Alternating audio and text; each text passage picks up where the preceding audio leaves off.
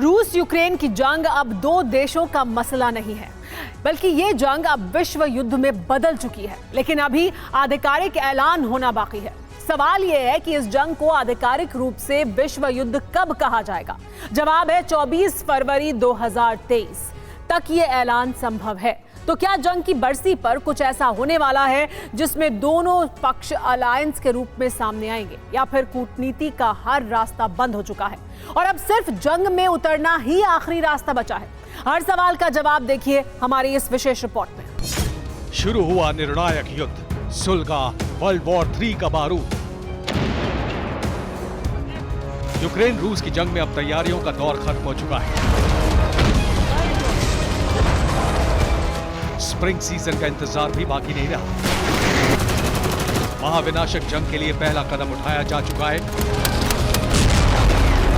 निर्णायक युद्ध के लिए अदावत के मोर्चे पर खड़े दोनों पक्ष कमर कस चुके हैं। यूक्रेन को मिल रही मदद की बुनियाद मजबूत होती देख रूस अपने मंसूबे पहले ही जाहिर कर चुका था और अब नेटो ने भी आर पार की जंग के लिए तैयार होने का सिग्नल दे दिया है। दरअसल ये रूस के खिलाफ जंग छेड़ने का ऐलान नहीं है, बल्कि ये विश्व युद्ध की शुरुआत का आधिकारिक ऐलान है।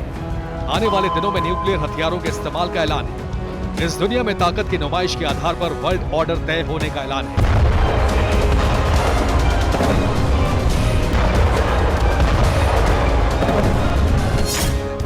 एडमिरल रॉब बाउल का सार्वजनिक मंच पर विध्वंसक बयान सामान्य नहीं है। इसका मतलब साफ है कि अब आर पार की जंग शुरू हो चुकी है और ये जंग धीरे धीरे विश्व युद्ध में तब्दील होगी, जिसके सबूत भी मिलने लगे हैं। पहला सबूत है हथियारों की आपूर्ति।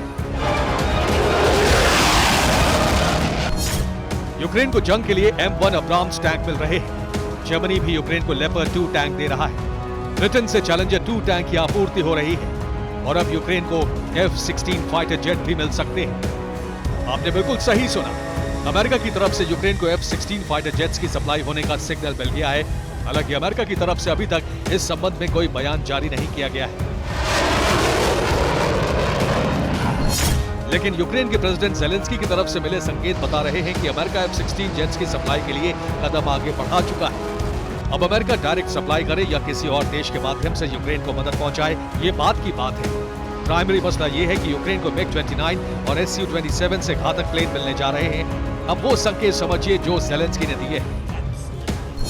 प्रेसिडेंट ज़ेलेंस्की ने नेटो चीफ जेंस स्टोल्टनबर्ग से मुलाकात की थी। दोनों की बैठक के बाद ज़ेलेंस्की ने एक प्रेस कॉन्फ्रेंस संबोधित की थी। इस कॉन्फ्रेंस में ज़ेलेंस्की ने बताया कि फाइटर जेट्स हासिल करना न सिर्फ सपना था, बल्कि एक अहम काम भी था। इसके बाद अमेरिकी रक्षा विभाग के एक अधिकारी ने भी फाइटर जेट्स की सप्लाई पर बयान दिया कि अमेरिका सप्लाई का विरोध नहीं कर रहा है। हालांकि अमेरिकी रक्षा विभाग के अधिकारी ने अंतिम फैसला होना बाकी बताया था, लेकिन यूक्रेन के रक्षा मंत्री के सलाहकार ने सप्लाई को हरी झंडी मिलने का साफ संकेत दे दिया।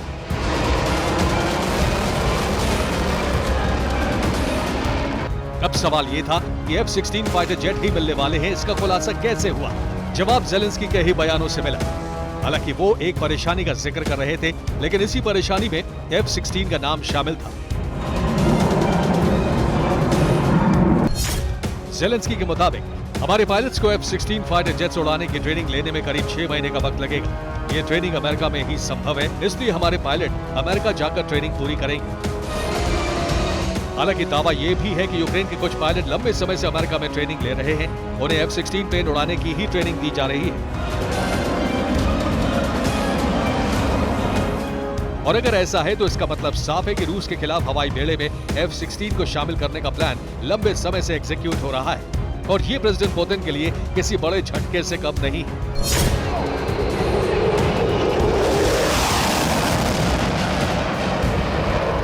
लेकिन ज़ेलेंस्की इससे भी एक और बड़ा झटका देने की तैयारी में है, जिसे डिमांड के आधार पर समझा जा सकता है।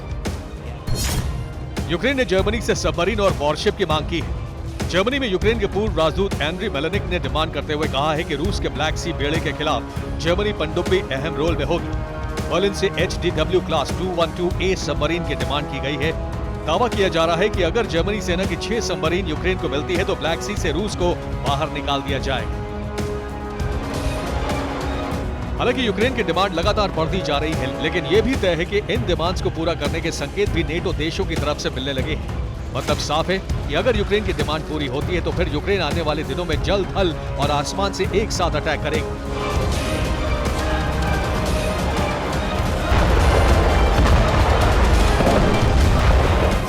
तो क्या रूस घुटने टेक देगा या फिर रूस पहले से तैयार है? क्या नेटो देश मददगार बनकर आने वाले दिनों में संकट से घिरेंगे? इस सवाल का जवाब रूस के पूर्व प्रेसिडेंट की तरफ से मिलता है। दिमित्री मेदवेदेव के मुताबिक यूक्रेन की रक्षा यूरोप के लिए जरूरत नहीं है, लेकिन वो ऐसा करते हैं तो पूरी दुनिया को हमारे बदले से नहीं बचा पाएंगे। एक बार तीसरा विश्व युद्ध छिड़ गया तो दुर्भाग्य से टैंक या फाइटर जेट्स किसी काम के नहीं रहेंगे, फिर सब कुछ खाक में बदल जाएगा। साफ है कि नेटो के खिलाफ रूस का काउंटर प्लान पहले से रेडी है और इस प्लान का सीधा मतलब निकाला जाए तो महाविनाश की तैयारी हो चुकी है, जिसकी आखिरी तारीख 24 फरवरी से पहले। आखिर ये संकेत कैसे मिले, इसे यूक्रेन की चेतावनी से ही समझ लीजिए। यूक्रेन ने पश्चिमी देशों को रूस से सतर्क रहने को कहा है। दावा किया गया है कि युद्ध की बरसी पर रूस यूरोप को निशाना बनाएगा। सैटेलाइट तस्वीरों का हवाला देकर 24 फरवरी के लिए बड़े प्लान का जिक्र किया गया है। ये बताया गया है कि रूस नए हथियारों की सीरीज भी जंग में उतार सकता है। रक्षा विशेषज्ञों की भी माने तो रूस आने वाले दिनों में मीडियम और हाई हाइट पर काम करने वाले बॉम्बर्स का इस्तेमाल कर सकता है और ये बॉम्बर्स हवा में बेहद प्रभावी होंगे। मुमकिन है कि अमेरिका के F-16 फाइटर जेट्स को भी रूस नाकाम कर दे।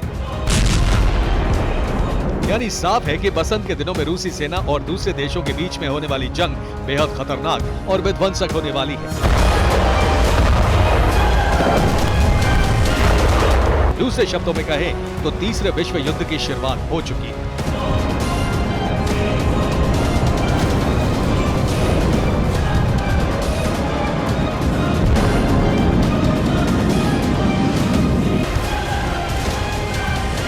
Bureau report, TV9 Bharat.